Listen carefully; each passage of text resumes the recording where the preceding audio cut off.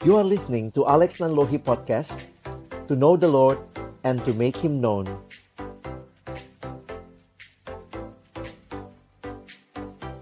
Baik, selamat pagi teman-teman sekalian, kakak-kakak sekolah minggu yang juga hadir. Saya bersyukur kembali kesempatan ini Tuhan berikan untuk kita belajar.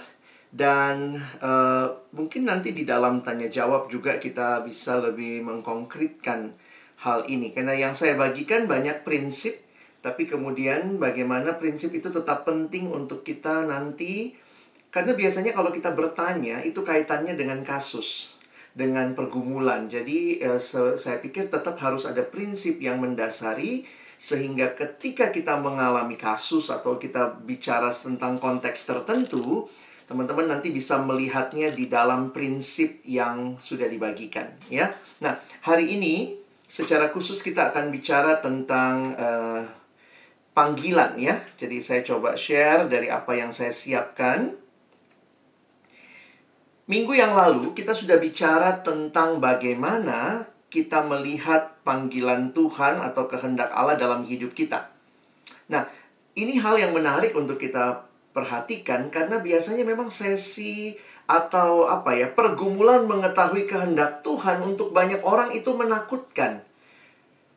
Seolah-olah Tuhan, seperti yang minggu lalu saya sampaikan, seolah-olah Tuhan sedang menyembunyikan sesuatu dari kita, lalu kita mesti kerja keras mengertinya, memahaminya, dan kita akhirnya melihat Tuhan ini kayak nggak sayang sama kita, ya. Atau untuk menyatakan kehendaknya, kita harus baik-baikin Tuhan, begitu ya. Sehingga cara berpikir seperti itu yang bagi saya seringkali kalau bicara topik ini, untuk banyak orang ini sangat menekan.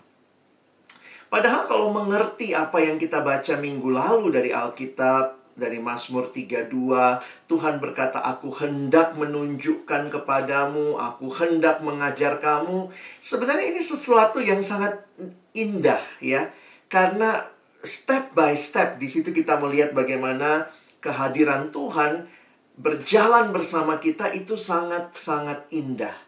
Nah, karena itu sekali lagi saya menegaskan ya tentang hal ini, bahwa kita tidak hanya berbicara tentang kehendak Allah, tapi bagaimana kita juga punya relasi dengan Allah yang punya kehendak itu. Jadi, balik lagi kepada relasi personal dengan Tuhan sebagai bagian yang esensi bagi kita yang mau mengerti, memahami kehendak Tuhan. Kalimat dari Nicky Gamble ini selalu mengingatkan saya. Di dalam bukunya dia menuliskan, pria dan wanita diciptakan untuk hidup dalam hubungan dengan Allah. Tanpa hubungan tersebut akan selalu ada rasa lapar, ada sebuah kekosongan dan sebuah perasaan yang hilang. Jadi kembali lagi kalau kita berbicara mengetahui kehendak Allah, memahami kehendak Allah, bergumul dengan kehendak Allah, biarlah kita tidak lupa kepada Allahnya, ya. Jadi memang ini hal yang menarik kalau hari ini kita bicara calling, atau biasa kita bilang panggilan. Tetapi waktu kita bicara panggilan, hal pertama dan terutama yang harus kita pahami, kalau ada calling, maka ingat, pasti ada yang memanggil. Nggak mungkin bicara calling tanpa bicara ada yang memanggil. Karena itulah dasar berpikirnya adalah, kalau ada panggilan, ada yang memanggil. Karena itu, hal pertama, ini prinsip yang saya coba simpulkan ya. Waktu kita bicara calling, teman-teman, the first and the most important thing about calling is not only about doing something, but about being called to somebody. Kita tidak hanya bicara panggilan, karena waktu bicara panggilan langsung pikiran kita, mau jadi apa, mau kerja di mana, nanti gimana masa depan saya. Kita seringkali lupa waktu bicara calling, the first and the most important thing about calling is about being called to somebody. Di mana bagi kita orang Kristen, orang percaya, tentunya kita menyadari kita dipanggil kepada pribadi Allah yang menciptakan kita, yang ketika kita jatuh dalam dosa, dia menebus kita melalui karya anaknya Yesus Kristus, dan yang berjanji menyertai kita senantiasa sampai akhir zaman. Jadi ini menolong kita dalam pergumulan kita untuk jangan cuman sibuk mau kemana, mau jadi apa, bagaimana merencanakan masuk instansi itu, bagaimana bikin surat lamaran kerja. Tapi bagaimana hubungan kita dengan Tuhan yang memanggil kita. Calling is not only about doing something, but about being called to somebody. Jadi prinsip-prinsip yang lain saya sudah bagikan minggu yang lalu. Dan hari ini kita akan melihat sebenarnya lebih khusus begitu ya. Kalau kita tahu bahwa ada panggilan-panggilan yang sudah sangat jelas di dalam Alkitab. Ada kehendak-kehendak Allah yang sudah sangat jelas. Itu berlaku misalnya umum buat semua orang. Misalnya orang Kristen dipanggil hidup kudus, hidup benar, jujur, bersaksi, memberitakan Injil. Itu kita udah tahu. Ada di dalam Alkitab. Karena itu jangan pernah tutup Alkitab kita.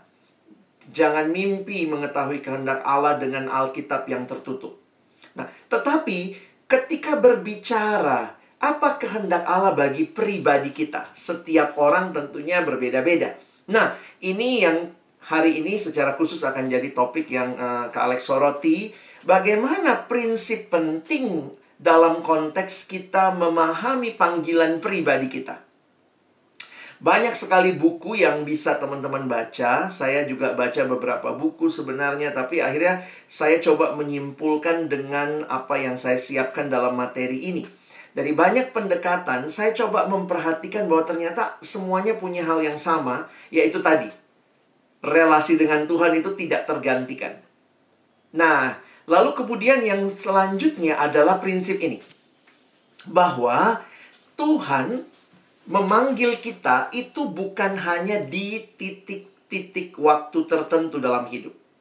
Nah, memang jujur aja cara kita mengerti seringkali begini, apa panggilan Tuhan? Waktu mau apa? Waktu mau cari kerja gitu ya. Waktu misalnya mau pindah kerja.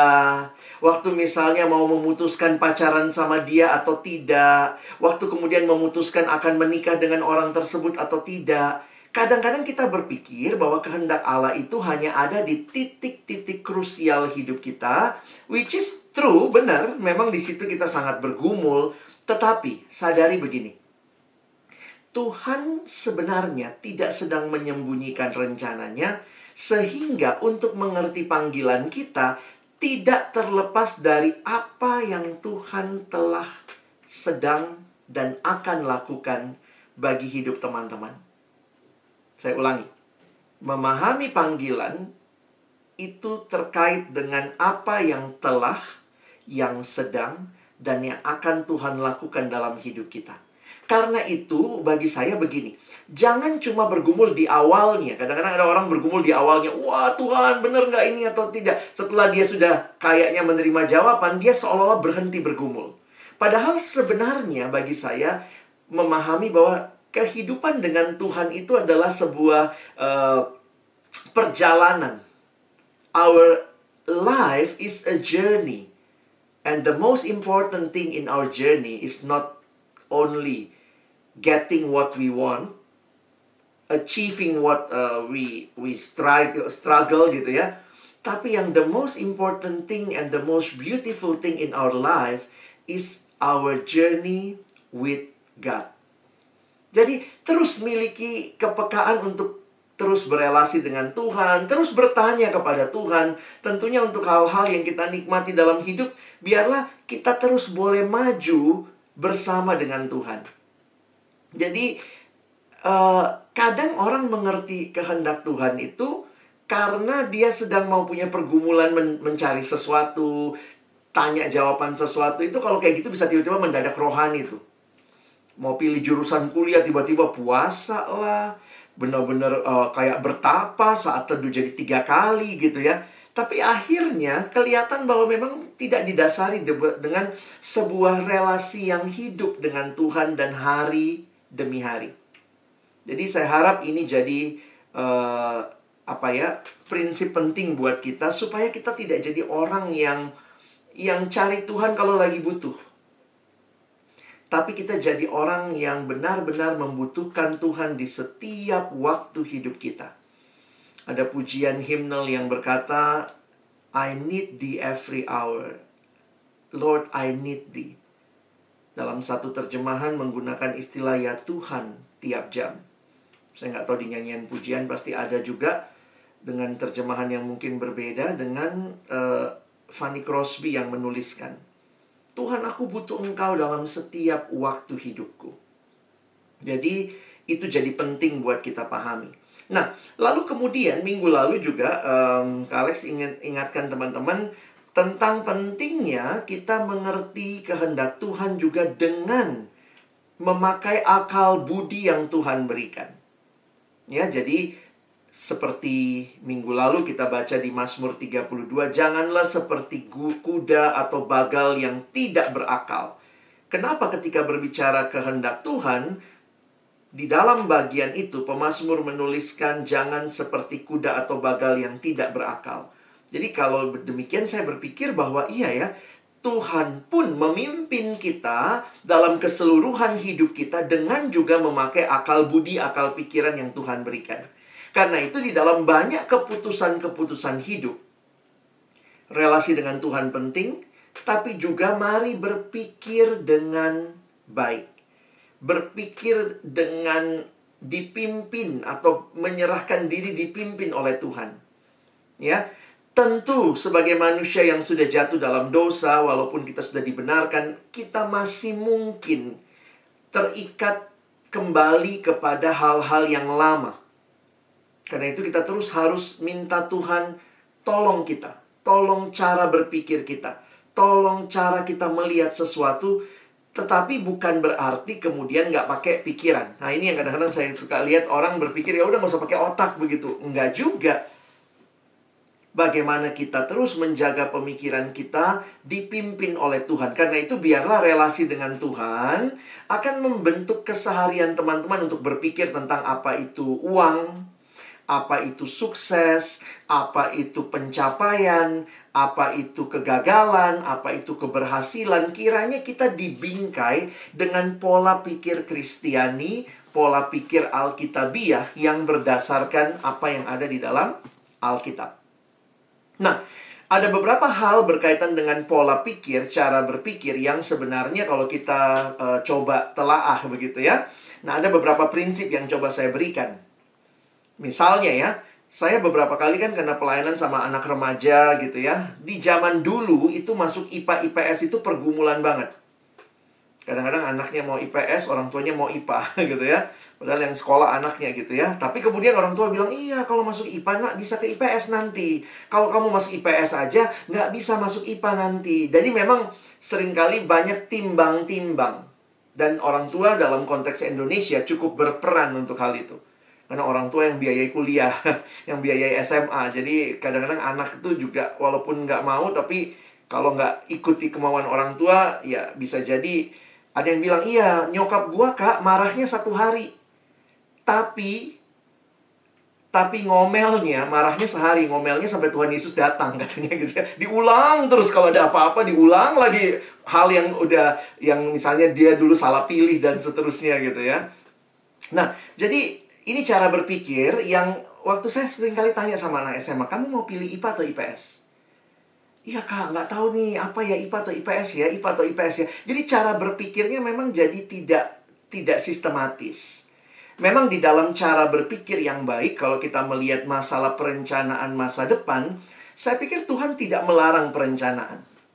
Yakobus pasal 4, ayat yang seringkali dikutip tentang kamu tidak tahu apa yang terjadi dengan hidupmu besok, itu ayat sekali lagi tidak menghilangkan perencanaan. Silahkan merencanakan, Tuhan pun mendorong kita sebagaimana ditulis di Yakobus 4 itu kalau teman-teman gali ayatnya. Tapi kemudian dalam perencanaan itu yang penting adalah sikap hati yang berserah kepada pimpinan Tuhan.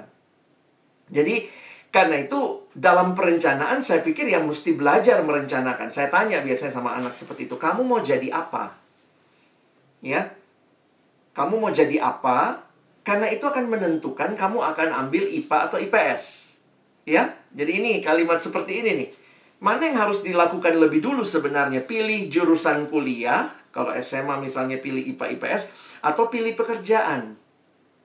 Dimana kalau sebenarnya dia sudah tahu mau kerja apa, atau dia punya mimpi cita-cita kalau kita pakai istilah itu ya. Saya mau jadi dokter, Kak. Ya sudah, jelas pilihnya IPA, nanti kuliahnya kedokteran. Jadi, cara berpikirnya yang harus ditolong. Dan banyak orang muda yang cara berpikirnya juga mungkin karena terbatas, karena kurang pengalaman. Disinilah kita butuh diskusi dengan yang lebih tua, yang lebih berpengalaman, yang sudah banyak makan asam garam dunia ya, sampai darah tinggi dan asam urat begitu. Tapi itu menolong kita untuk bisa melihat bahwa ada cara pikir yang penting. Always start from the end of mind. Mulailah dari akhir. Saya mau jadi dokter misalnya. Oh, makanya saya akan mengambil hal ini. Itu kita bisa ditolong dengan cara seperti itu. Nah, saya masuk sekarang prinsip yang lain yang juga sering kali jadi pergumulan dalam banyak pelayanan orang muda berkaitan dengan merencanakan masa depan. Karena waktu bicara calling, kita langsung pikirnya saya mau jadi apa. Teman-teman, dalam pergumulan yang saya belajar, saya juga lihat hidup saya, hidup beberapa teman yang saya amati, akhirnya saya menyimpulkan demikian. Calling itu tidak identik dengan job. Saya pikir kita salah besar kalau berpikir calling itu identik, calling equal job. Tidak. Saya melihatnya, calling itu lebih luas daripada job. Job itu pekerjaan atau profesi. Jadi, teman-teman, kenapa kadang-kadang kita tertekan? Karena kita begini, kita seringkali gali-gali hidup kita, terus kita bilang, ini calling saya. Tapi calling kita dikaitkan dengan saya mau jadi dokter. Begitu nggak jadi dokter, langsung merasa gagal panggilannya. Karena kita tanpa sadar membuat calling equal job. Kita bisa discuss di sini nanti. Tapi saya mau mengajak kita memperhatikan calling itu sebenarnya himpunan semestanya. Himpunan semestanya itu calling. Lalu job itu bukan satu-satunya, tapi hanya salah satu bagian di dalamnya. Saya berharap pemahaman ini menolong kita juga untuk tidak tertekan. Kenapa? Karena dalam hidup realitanya banyak kali kerjaan kita nggak sesuai dengan apa yang kita yakini sebagai calling. Jujur aja deh. Jujurly speaking, maunya sih itu. Tapi ya sudah, dijalanin juga yang ada sekarang. Tapi kemudian saya perhatikan, apakah kemudian itu tidak jadi calling dari Tuhan? Ternyata makin saya pahami bahwa enggak. Itu adalah salah satu bagian di dalam callingnya Tuhan. Kenapa? Saya kasih contoh begini. Tidak semua calling kita, kalau kita bicara panggilan ya, apalagi ada panggilan-panggilan yang jelas di dalam Alkitab, hidup benar, hidup kudus, termasuk juga panggilan menikah. Panggilan untuk berkeluarga, itu kan panggilan juga. Nah, panggilan itu tidak semuanya bisa dipenuhi dengan sebuah job. Ada nggak pekerjaan yang kerjaannya adalah kawin? Kan itu kan panggilan juga, panggilan menikah misalnya. Kerjaan apa yang kawin terus, kawin, nggak ada gitu. Nah, ini membuat saya menyadari bahwa, nah perhatikan teman-teman gambar ini ya. Ada begitu luasnya panggilan Allah buat hidup kita, yang jujur aja tidak semuanya bisa dipenuhi hanya lewat job. Tapi ada juga lewat hobi, ada lewat keluarga, bahkan ada lewat pelayanan di gereja. Nah, jadi dalam pengalaman saya membimbing adik-adik orang muda gitu ya, pemuda remaja, kadang-kadang memang karena prinsipnya yang agak misleading bagi saya. Kita hanya tolong mereka cari jobnya apa. Sehingga job itulah di situ they put their identity, pindah kerja itu jadi, walaupun buat anak sekarang pindah kerja itu jadi adventure ya. Tapi kemudian banyak yang tertekan. Termasuk kalau belum bekerja, malu datang pemuda. Kenapa? Karena pertanyaan umumnya adalah, udah kerja belum? Lu kerja di mana? Gila, kerjanya gitu doang. Jadi akhirnya menarik ya. Jadi pekerjaan itu menjadi segala-galanya karena juga calling kita kaitkan hanya dengan pekerjaan. Jadi saya harap cara berpikir ini menolong teman-teman untuk melihat lebih luas begitu ya. Jadi kalau saya menempatkan misalnya ya, kita perhatikan, maka kita bisa lihat calling itu jauh ya, lebih luas. Job itu ada di dalamnya. Nah, termasuk nanti kalau milih jurusan kuliah tuh bisa seperti itu ya. Nah, balik ke gambar ini sebentar. Ada nggak calling yang dipenuhi lewat hobi? Oh, ada juga. Ada nggak calling? Karena kalau kita bicara calling ya, calling yang umum aja deh. Calling tentang menikah. Menikah itu kan nggak panggilan Tuhan ya. Kita dipanggil, kehendak Tuhan supaya kita berkeluarga. Kita dipanggil untuk melayani, itu calling juga. Di mana teman-teman memenuhi calling berkeluarga? Bukan di pekerjaan, tapi di dalam keluarga. Di mana teman-teman memenuhi calling untuk melayani? Kecuali kamu pekerjaannya pelayanan hamba Tuhan ya. Tapi kalau kamu misalnya pekerjaannya bukan hamba Tuhan, maka kamu harus berpikir bukan hanya bekerja. Makanya saya bilang sama teman-teman yang sudah lulus kuliah, sudah alumni, jangan hanya sibuk di pekerjaan. Ayo terlibat dalam pelayanan. Karena apa? Tuhan memanggil kamu bukan cuma kerja. Kayaknya cetek banget gitu ya kalau Tuhan cuma panggil kita bekerja doang. Tuhan panggil kita mungkin jadi guru sekolah minggu. Tuhan panggil kita untuk membagikan firman Tuhan. Tuhan panggil kita untuk menjadi berkat buat orang lain dalam memberi perhatian, pelayanan. Dan itu bisa teman-teman nikmati dan penuhi bukan di pekerjaan, tapi di pelayanan. Nah, ini saya kasih contoh lah ya. Saya kasih contoh seorang anak SMA yang waktu itu pernah kami layani. Dia sangat bergumul. Karena apa? Dia senangnya musik. Dia maunya musik. Anak ini maunya masuk kampus seni seperti IKJ. Lalu kemudian jurusannya dia maunya gitar. Dia jago banget main gitar. Tapi orang tua, mau hidup dari mana? Mau makan apa? Makan tuh gitar gitu ya. Akhirnya kemudian dalam diskusi dengan orang tuanya, dia dikasih masukan, coba kedokteran. Nah, ini anak baik ya. Jadi dia taat sama papa mama, dia nggak ngelawan, dia berpikir, dia bilang, iya kak, saya ikutilah papa mama ya. Dan akhirnya ikut, dan dia nilainya bagus gitu. Memang sekolahnya bagus, tapi memang dia senang banget main gitar gitu. Dia nonton, waktu itu belum ada YouTube ya, tapi dia coba cari segala buku-buku gitar yang terbaik dia punya begitu. Dia beli gitar mahal juga taruh di kamar segala macam karena orang tuanya juga cukup mampu. Tapi memang akhirnya dia nggak pernah nggak pernah merasa sebenarnya hanya jadi, maksudnya poinnya dia adalah dia bergumul dan pergumulannya akhirnya dia tanya sama orang tua bilang masuk kedokteran. Waktu dia tes, dasar pinter ya, lulus teman-teman ya. Jadi ini bukan masalah dia ikutin lah ya. Jadi ada kan anak-anak yang kalau pas ujian pura-pura disalah-salahin, dia enggak, dia coba ikuti dengan baik. Karena dalam percakapan kami itu cara dia juga tahu apa yang Tuhan mau. Jadi waktu dia tes, dia lulus, ya udah. Kemudian dia kuliah di kedokteran. Gimana main gitarnya? Itu kan juga dia yakini, nggak kebetulan dong saya bisa main gitar kak. Tuhan berikan kemampuan ini, masa sih? Tapi kemudian dia tidak, dalam jalur karirnya, karir pekerjaan, dia tidak menjadikan permainan atau main gitar sebagai karirnya. Karena dia sudah memilih melalui studi yang dia ambil dan pekerjaan adalah jadi dokter. Tapi kemudian dia mengembangkan, karena dia tahu kan Tuhan kasih talenta. Dia kembangkan itu lewat hobi. Dia kemudian tetap main gitar di waktu luangnya, tetap kembangkan. Dan kemudian dengan pelayanan di gereja, bahkan di gereja dia melatih anak-anak, remaja, pemuda untuk gitar. Jadi kayak les gitar gratis lah sama dia. Nah, di situ saya makin terbuka gitu ya. Hati-hati kita berpikir bahwa semua yang kita mau hanya dicapai lewat satu yang namanya job. Nggak demikian.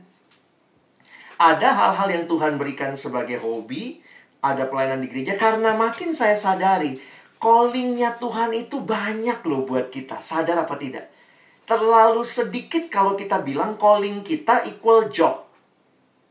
Jadi ini cara berpikir yang saya harap teman-teman pahami ya. Nah, dari titik ini, makanya kalau saya bergumul atau menolong orang-orang untuk bergumul, menemukan panggilan, yang saya tolong adalah menemukan apa saja yang diyakini sebagai panggilan Allah. Jadi bukan apa yang menjadi pekerjaanmu nanti.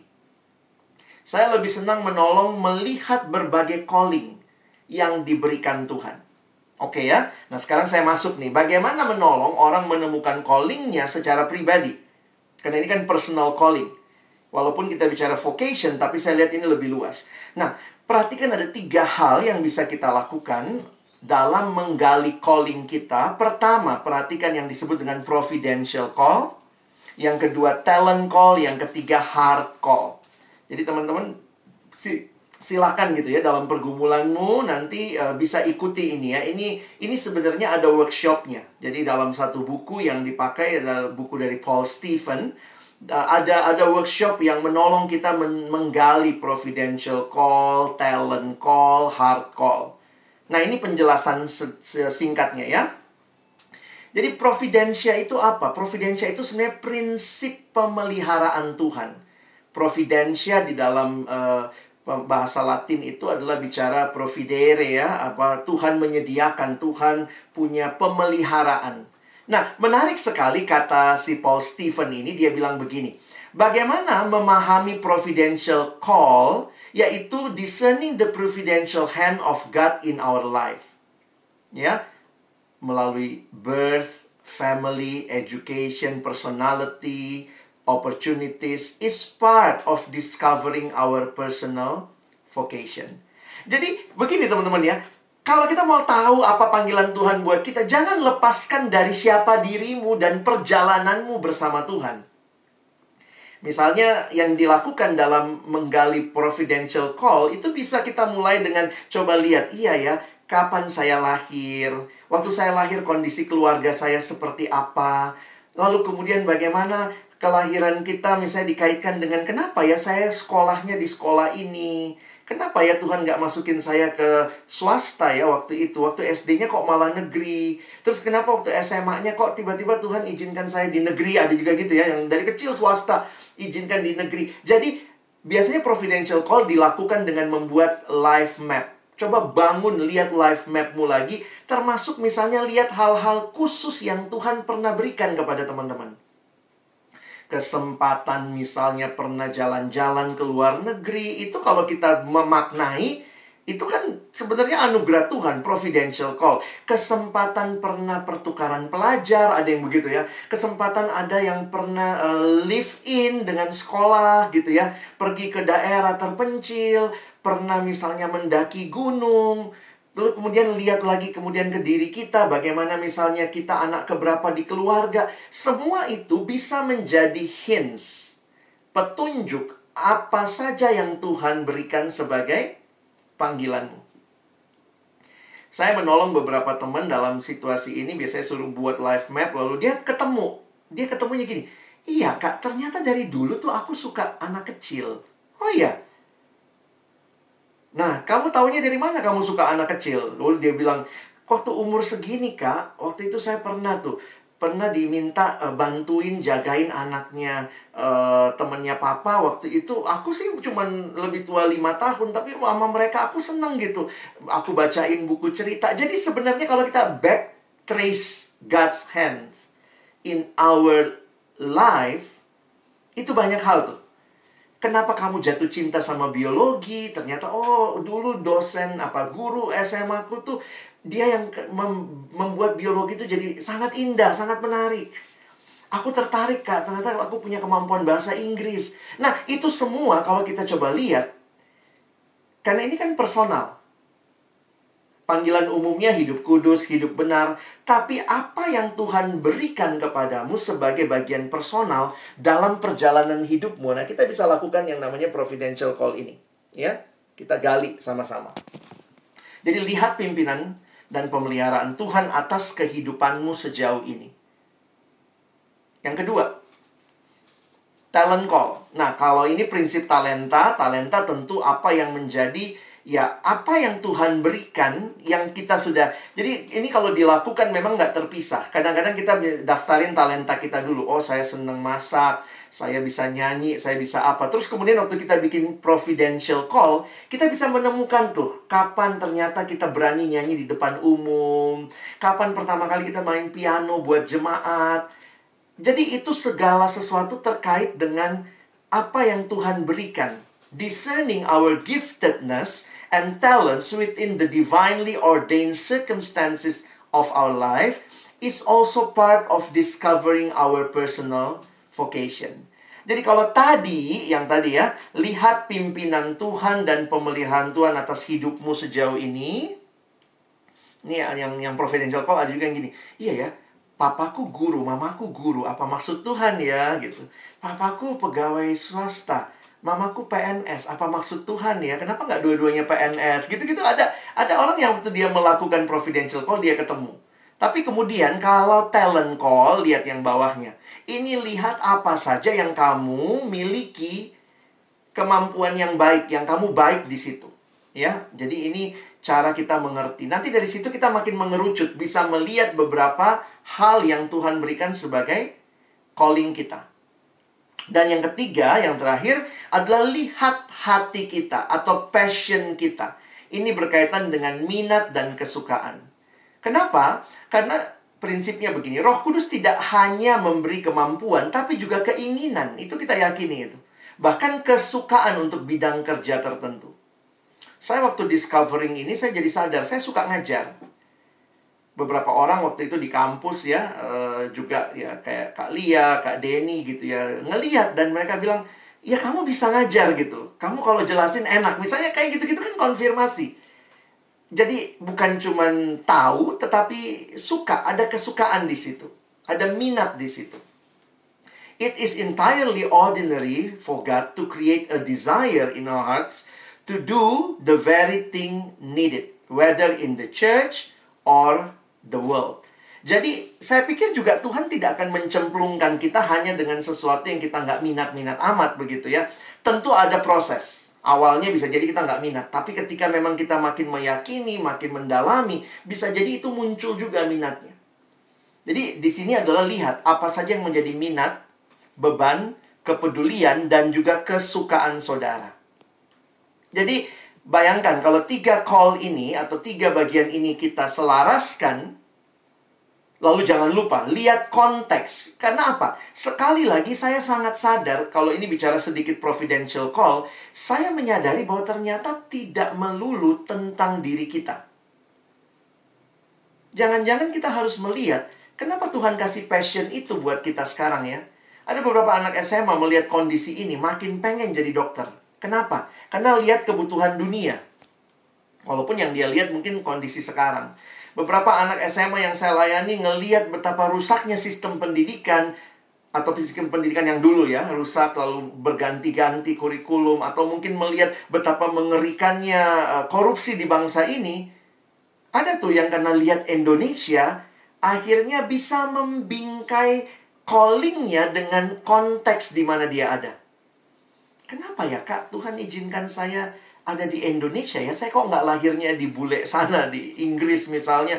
Dan situasinya lagi terpuruk nih ekonomi, lagi terpuruk nih, banyak korupsi. Akhirnya dia punya rencana, Tuhan saya rindu ke depan, saya bisa berkarya dalam bidang hukum, membenahi sistem hukum kah. Jadi akhirnya dia bisa membingkai callingnya dengan sesuatu yang lebih luas dan lebih besar. Jadi teman-teman ya, kalau dikaitin ya itu berkaitan dengan kenal diri, kenal Allah, kenal kondisi di mana kita hadir. Jadi temukan dulu. Saya pikir mungkin alangkah baiknya buat kita adalah temukan apa saja calling kita. Lalu nanti kita kemudian memasukkan ya, di mana nih calling kita. Karena jujur aja untuk kondisi tertentu, saat tertentu, tidak semua hal dari calling yang kita temukan itu dipenuhi hanya dengan job. Bahkan, nah ini asumsi saya ya, tidak ada satupun job yang bisa menampung seluruh calling kita. Tidak ada satu job yang bisa menampung seluruh calling kita. Karena itu, nah ini, kalau bicara cari job, ya carilah yang paling maksimal menolongmu, memaksimalkan callingmu. Tapi balik lagi, tidak ada yang bisa membahas semua callingmu. Karena itu, terbuka. Saya terus mendorong alumni yang bekerja, terbuka, kembangkan hobimu, kembangkan hal-hal yang mungkin gak berkaitan dengan pekerjaanmu, tapi kamu ngerti ini bagian yang Tuhan berikan. Dan hobi termasuk pelayanan di gereja. Jangan cuma sibuk kerja, teman-teman. Karena calling Tuhan nama kita bukan cuma kerja. Ya. Nah, dan jangan lupa ada peran firman Tuhan dan doa. Firman jadi pedoman, doa itu makin memurnikan motivasi kita. Kadang-kadang ada yang nanya, "Kak, benar nggak sih saya pindah kerja ke sini?" Saya bilang, ya kamu yang bergumul. Gimana caranya? Ya baca firman Tuhan. Dalam doa kamu makin yakin, sebenarnya kayaknya bukan ini deh. Karena doa itu menajamkan visi dari Allah. Tapi juga jangan lupa peran dari komunitas. Bersifat masukan tentunya. Jangan biarkan orang lain ambil keputusan buat kamu ya. Karena itu pergumulanmu dengan Tuhan. Supaya jangan disalahin. Saya pernah tuh, tiba-tiba ada yang nyalahin. Abis dulu Kak Alex bilangnya begini. Ya elah, hidup-hidupmu kok gue yang disalahin ya. Itu karena saya juga sadar saya nggak membimbing. Tapi saya waktu itu mengambil keputusan buat dia. Kalian harus bergumul. Mana keputusannya bisa menolong lebih objektif. Kadang-kadang kalau kita lagi pengen sesuatu tuh sama kayak lagi jatuh cinta. Susah untuk objektif, karena itu butuh orang lain untuk melihat, menolong hal-hal yang kita belum sadari. Dan bisa juga meneguhkan hal-hal yang sudah kita sadari. Jadi, contohnya masukan dari orang tua, guru, tes minat bakat, begitu ya. Makanya di beberapa perusahaan juga bisa begitu. Dan sadar betul tidak semua hal sekali lagi bisa dipenuhi hanya lewat job. Ya. Jadi, sebagai penutup ayat ini, Paulus menjawab ya, jika engkau makan atau minum atau melakukan sesuatu yang lain, lakukanlah semuanya untuk kemuliaan Allah. Saya pikir kalau makan, minum yang sangat, anak sekarang bilang sangat receh gitu ya. Hal sehari-hari banget harus untuk kemuliaan Tuhan, apalagi membangun calling kita ya, kiranya ini untuk kemuliaan Tuhan. Sebagai aplikasi saya kasih contoh. Seorang teman, dia coba menggumulkan callingnya. Teman-teman, apa yang dia lakukan, dia daftarin, dia lihat semua. Dan akhirnya dia menemukan callingnya dia adalah juga untuk yang dia temukan dalam callingnya itu, dia suka sama anak kecil ternyata. Dia senang main sama anak kecil, dia senang sharing firman dengan anak kecil. Jadi memang ternyata nggak semua orang juga bisa jadi guru sekolah minggu buat anak kecil ya. Saya kalau lihat anak kecil sih lucu ya. Tapi kalau udah ngelawan gitu ya. Lalu ternyata dia menemukan lagi, dia lebih spesifik, menemukan dia suka sama anak kecil yang marginal. Orang-orang yang miskin begitu ya. Dia kayak merasa, I want to do something. Nah, teman-teman tahu apa yang terjadi?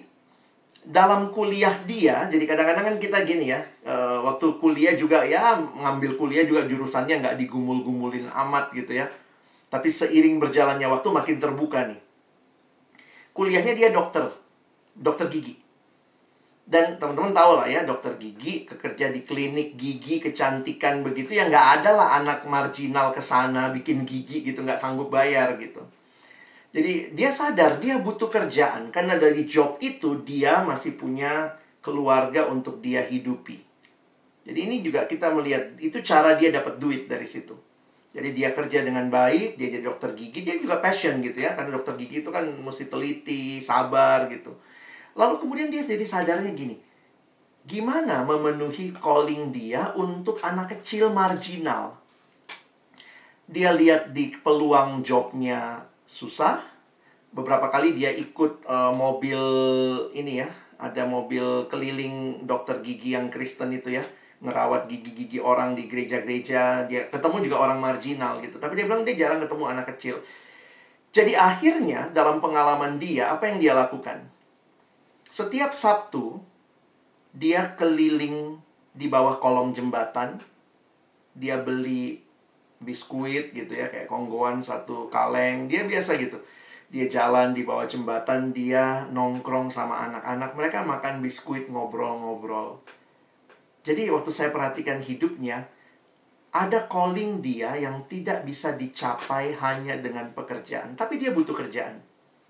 Dia butuh kerjaan untuk hidup, untuk dia dapat duit. Tapi kemudian ada bagian yang dia sadari Tuhan berikan, dan dia cari jalan, cari cara dia melakukan hal seperti itu. Sehingga akhirnya saya melihat ya, tentu di dalam pekerjaan ada bagian yang Tuhan penuhi, tapi juga ada bagian lain melalui apa yang bisa kita lihat, apa yang jadi panggilan Tuhan buat kita. Nah, kiranya cara berpikir ini menolong teman-teman untuk juga merencanakan hidupmu ke depan. Temukan panggilanmu, gumulkan, dan akhirnya nanti ini menolong kamu masuk ke job yang mana, ambil pelayanan seperti apa, kembangkan hobi yang mana, dan seterusnya. Amin.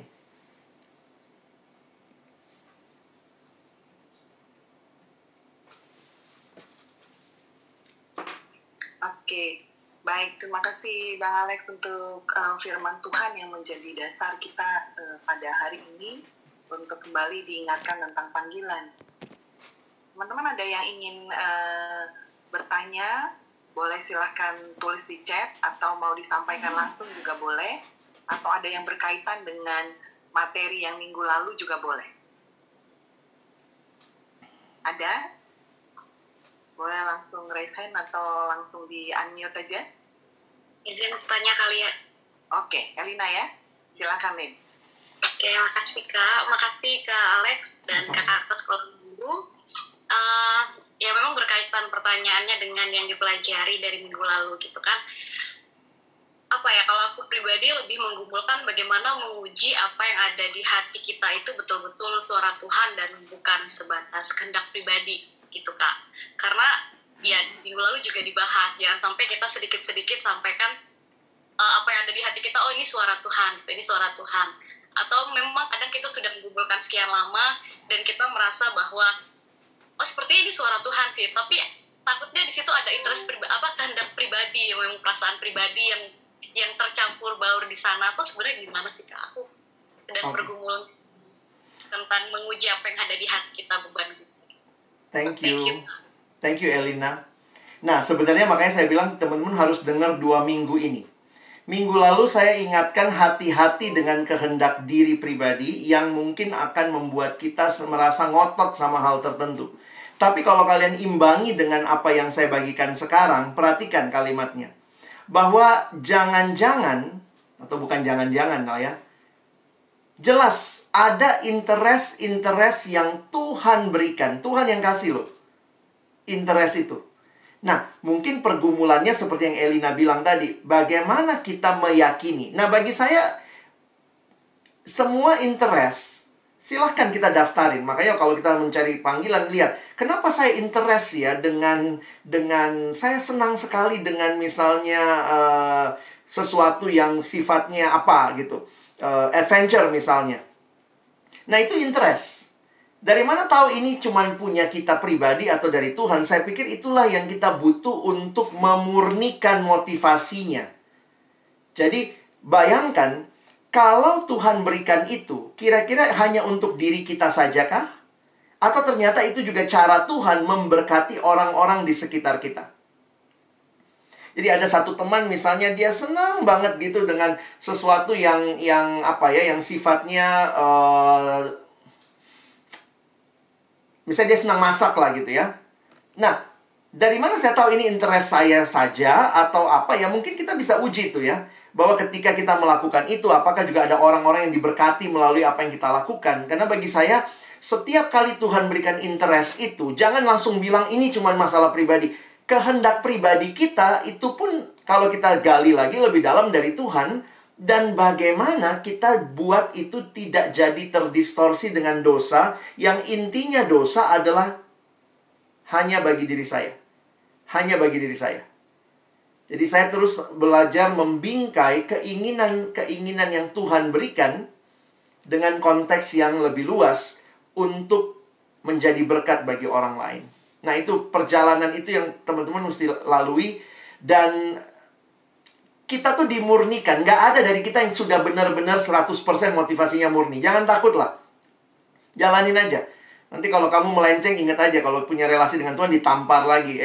Ingat loh, jangan sombong. Saya kasih ini kan untuk... Dan dari situ, kita jadi, iya ya Tuhan, balik lagi gitu. Nah, ini perjalanan kok. Bukan pencapaian. Asik, Kak. Ya. Oke, baik. Teman-teman lain ada lagi yang mau bertanya? Atau ingin ingin berbagi gitu ya, ketika sedang mencari panggilan atau saat ini sedang menjalaninya, dan ada di persimpangan, ya. Ada?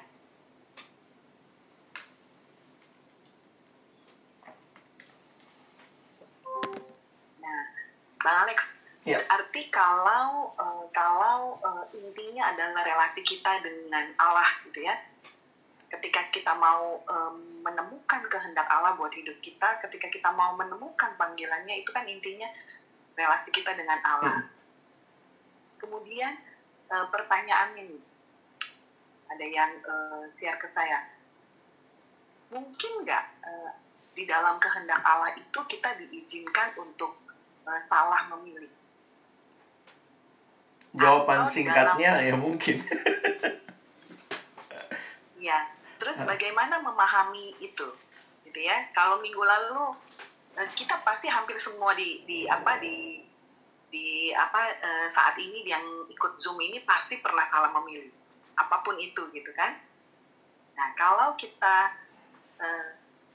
salah memilih, kemudian ya, bagaimana membangun diri kita? Mungkin itu ya maksud pertanyaan ini. Bagaimana membangun diri kita untuk cari lagi, gitu loh? Atau temukan lagi apa yang sebenarnya Allah mau untuk kita jalani.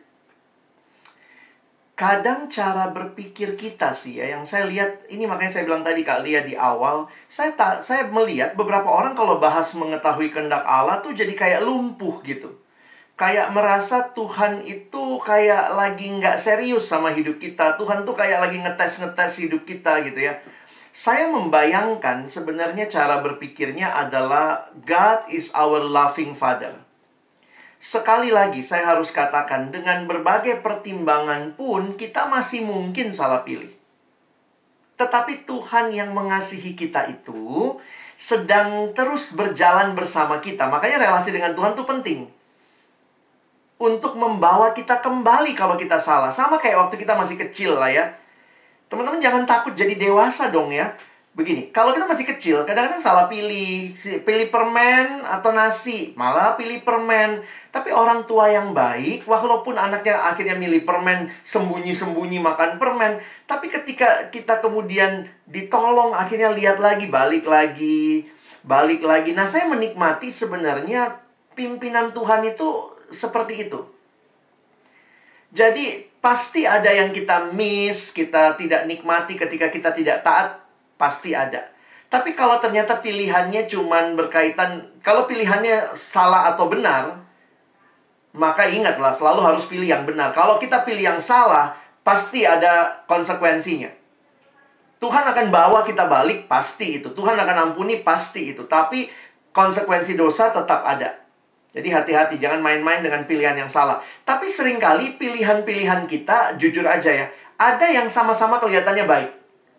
Kerja di BUMN atau kerja di swasta, gajinya sama. Nah ini, kadang-kadang untuk dua hal yang macam begini, saya pikir jangan merasa salah pilih. Harusnya gue pilih waktu itu BUMN itu. Kenapa gue pilih yang swasta ini? Nih, lihat gue nggak dipromosi-promosi. Kadang-kadang kita ngelihat tuh salah pilihnya hal-hal yang sama-sama baik, yang sebenarnya memang memilih ini atau itu tetap ada konsekuensi. Jadi, saya melihatnya, cara kita melihat pimpinan Tuhan, itu yang harus kita baharui. Termasuk mengambil, karena kita harus ambil keputusan. Dalam hidup tuh harus ambil keputusan. Kalaupun itu salah, tahu dari mana itu salah. Kadang-kadang saya harus katakan, setelah saya lalui, saya nggak bisa bilang itu salah. Karena mungkin di situ Tuhan pernah atau sedang mengajari sesuatu buat saya. Jadi, itu justru cara untuk menikmati kedewasaan. Balik lagi, kalau itu pilihan salah dan tidak benar, ya itu salah. Nah, maksudnya kalau itu dosa gitu ya. Tapi kalau dua pilihan yang ternyata juga kita nggak bisa tentukan sama-sama baik nih, nggak mengikat dalam dosa, saya kadang-kadang berpikir itu cara Tuhan untuk mendewasakan kita juga. Walaupun mungkin kita bilang setelah 2 tahun kerja di situ, kayaknya gue salah pilih nih. Tapi balik lagi, dipimpin Tuhan ya memang kalau kamu merasa salah pilih ya coba sekarang belajar pilih yang mana lagi. Coba pertimbangkan dengan baik dan lihat tuh bagaimana Tuhan memimpin ke depan.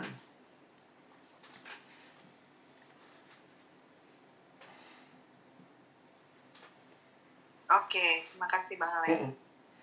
Oke, ada lagi teman-teman? yang ingin bertanya? Ada?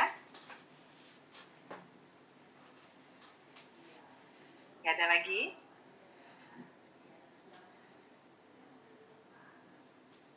Oke. Saya boleh minta satu orang share dapat apa dari minggu lalu sama minggu ini gitu? Boleh? Boleh ya?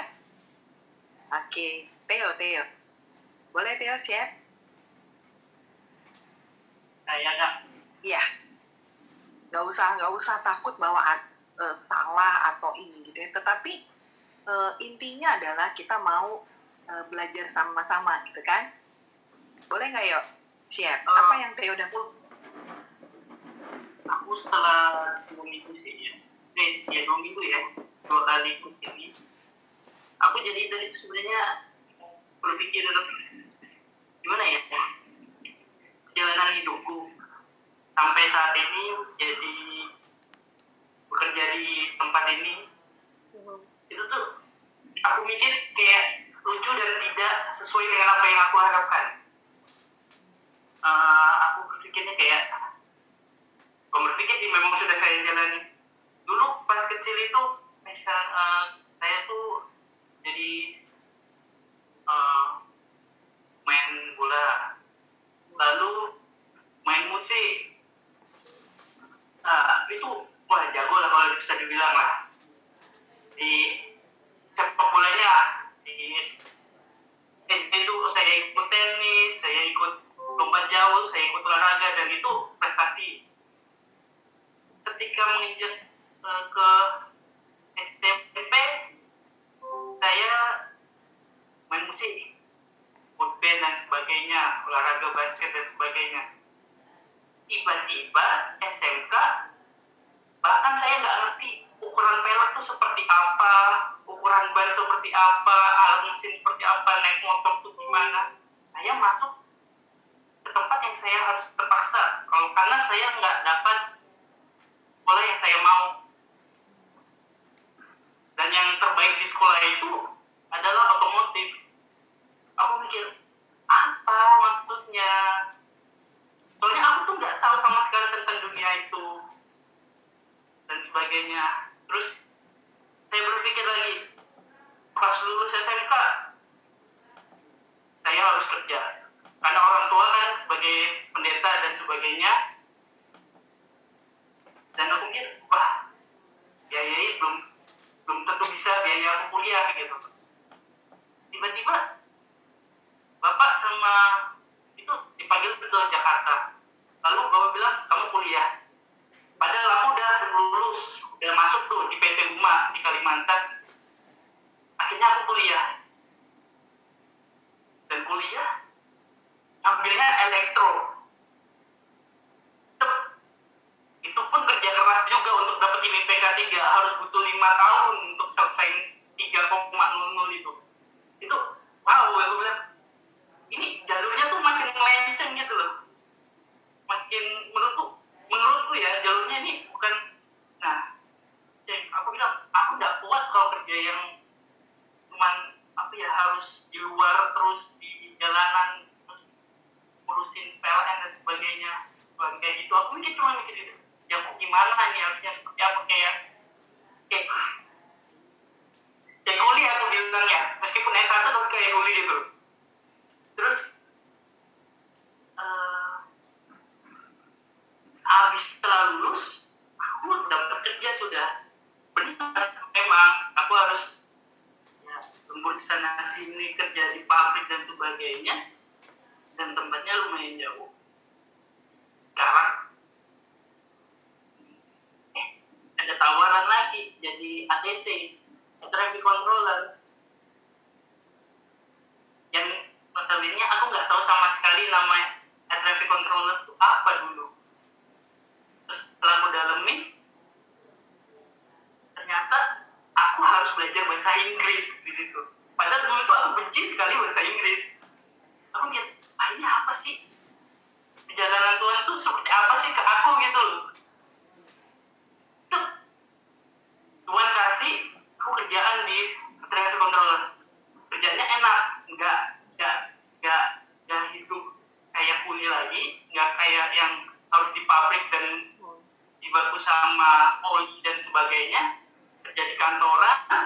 kerjanya cuma 2 jam, habis jadi asisten dan sebagainya, enak semuanya. Cuman aku harus belajar fokus dengan bahasa Inggrisku. Oh, wow, ini hal baru lagi Tuhan kasih ke aku. Aku mikir, mana aku harus jauh sama orang tua. Nah, aku sebenarnya penasaran di perjalanan hidupku nextnya gimana.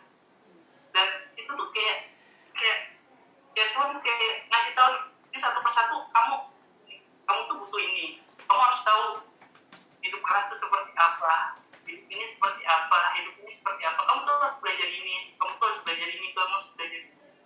Dari perjalanan hidupku, nah, ini sebenarnya yang di-share sama, yang dibagikan sama Kak Alex itu kayak ngebuka aku gitu loh. Jalanan aku, oh ya selama hidupku tuh kayak gini. Oke. Aku tinggal tunggu sih. Tuhan tuh mau kasih apa lagi sama aku dengan hidupku ini lagi sih. Itu sih. Kalau aku bilang ya bukan berarti kamu melihat itu melenceng dan itu menjadi duka buat dirimu. Yang aku tangkap sekarang adalah sesuatu yang bisa menjadi bagian yang belum ada di dalam diriku, menjadi bagian dari diriku gitu loh. Maksudnya ilmu-ilmu yang Tuhan berikan itu gak masuk akal. Jadi coba aja tanya sama Tuhan lagi tiap hari gitu. Nanti pasti akan ada tiba-tiba ya pertama kecewa, terus tiba-tiba oh iya, oh gini ya. Itu sih maunya rancangan Tuhan. Oke. Thank you ya sudah share Terima buat kasih, kita ya. Theo. Oke. Ya, Bang Alex, boleh ada yang mau ditanggapi kemudian sekalian juga kita menutup? Saya sebenarnya lagi nulis nih di kolom chat ya. Thanks Theo buat sharingnya. Life is a journey with God. Dan Tuhan membukakan potensi-potensi yang tidak kita pernah pikirkan sebelumnya. Jadi banyak orang berpikir hanya apa yang dia sudah punya itu menjadi bekal untuk memilih apa jobnya. Tapi dari pengalaman Theo, karena mirip sama pengalaman hidupku gitu ya, semua yang direncanakan gak ada yang jadi. Justru Tuhan mengizinkan hal-hal yang kita nggak tahu, ternyata saya bisa gitu. Ternyata Theo bisa lakuin. Jadi itu membukakan potensi-potensi yang tidak pernah kita bayangkan. Dan Tuhan sebenarnya sedang membentuk kita. Jadi jangan berpikir kalau sudah dapat job, maka itu yang Tuhan bentuk. Beberapa kali saya harus katakan kita nggak bisa memilih juga. Karena ada kebutuhan keluarga, ada kebutuhan kita mesti juga punya biaya sendiri. Sehingga ada seorang teman yang waktu itu dia bilang, apa sih Kak yang Tuhan mau? Masa kerjaan saya S1 cuma jadi jegregator? Maksudnya dia di kantor itu cuma ngejegrek-ngejegrek gitu ya. Dia bilang, masa cuma itu kerjaan saya? Saya bilang, belajar melihat Tuhan lagi bentuk kamu dalam sisi yang mana. Mungkin Tuhan lagi bentuk kamu rendah hati. Karena kita cuma taunya maunya enak gitu ya. Jadi jujur aja tadi waktu dengan sharingnya Theo ya ini kesimpulan saya gitu ya. Bahwa Tuhan masih sedang bekerja. Jangan pikir Tuhan sudah selesai bekerja kalau kamu sudah punya pekerjaan. Mungkin life is a journey. Ini sekolahnya Tuhan gitu. Dan nikmati ya teman-teman, mungkin lagi dibentuk bukan dari ilmumu yang dulu di kampus. Tapi Tuhan lagi bentuk kamu dengan ilmu-ilmu kehidupan yang saya setuju sama Theo. Expect many surprises from God in your future. Thank you. Baik, terima kasih Bang Alex dan teman-teman. Kita mau tutup ya. Sekarang udah jam 9:12 di jam saya. Kita mau tutup sesinya. Kalau ada hal yang mau ditanya atau mau ini, boleh juga lewat nanti di grup atau ke guru masing-masing. Nanti kita coba bahas ya. Oke, baik. Bang Alex boleh tutup di dalam doa buat kita semua? Mari kita berdoa. Tuhan, terima kasih karena Engkau Allah yang hidup, Allah yang sedang dan tetap terus membimbing kami. Dan juga Engkau telah membimbing kami di masa-masa hidup kami sebelumnya. Biarlah kami punya keberanian berjalan bersama Tuhan. Bukan menjadi orang-orang yang takut, orang-orang yang akhirnya lumpuh, tidak bisa memilih, tidak melangkah, tetapi yang terus berserah dalam setiap langkah kami. Anugerah Tuhan cukup dan kejutan-kejutan yang Tuhan berikan, termasuk Engkau tidak berhenti membentuk kami. Tuhan pun sedang terus membentuk kami. Bagi teman-teman yang lagi bergumul dalam mencari pekerjaan, Tuhan mantapkan juga untuk melihat pekerjaan yang tepat. Tetapi ketika mendapat pekerjaan pun jangan membiarkan kami berhenti mengembangkan diri, melihat kepada panggilan Tuhan, termasuk melalui hobi yang Tuhan berikan, melalui kehadiran kami di keluarga, melalui pelayanan kami di gereja, ataupun di masyarakat. Itu pun caranya Tuhan membawa kami memenuhi panggilan-Mu. Terima kasih buat semua kami yang hadir. Terima kasih untuk guru-guru sekolah minggu juga yang begitu setia membimbing, mengarahkan semua kami. Dan kami terus berdoa melalui kehadiran kami, dimanapun Tuhan tempatkan, nama-Mu dimuliakan, orang lain diberkati, dan kami sendiri terus menikmati hidup dalam Tuhan. Terima kasih buat 2 sesi ini. Dan terima kasih buat kebersamaan kami. Berkati waktu selanjutnya dalam persiapan kami menikmati ibadah bersama dengan jemaat Tuhan. Dalam nama Yesus kami bersyukur, kami berdoa. Amin.